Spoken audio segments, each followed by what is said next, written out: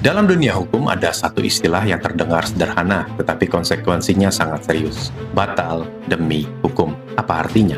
Secara sederhana, batal demi hukum berarti suatu tindakan hukum dianggap tidak pernah ada sejak awal. Tanpa perlu ada putusan hakim terlebih dahulu. Ia gugur dengan sendirinya, karena hukum memang sejak awal tidak pernah mengakuinya.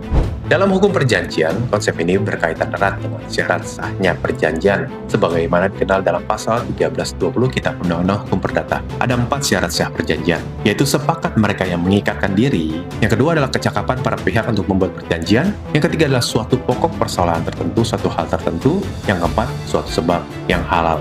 Dua syarat yang pertama disebut syarat subjektif, dua syarat terakhir disebut syarat objektif. Apabila yang tidak terpenuhi adalah syarat objektif, yaitu tidak adanya pokok tertentu dan atau tidak adanya sebab yang halal, maka akibat hukumnya adalah batal demi hukum. Artinya, perjanjian tersebut sejak awal dianggap tidak pernah lahir atau tidak pernah ada secara hukum. Contohnya, jika seseorang membuat perjanjian dengan objek yang sama sekali tidak jelas atau membuat perjanjian untuk tujuan yang melanggar hukum, maka perjanjian itu bukan sekedar bermasalah, ia gugur otomatis menurut hukum.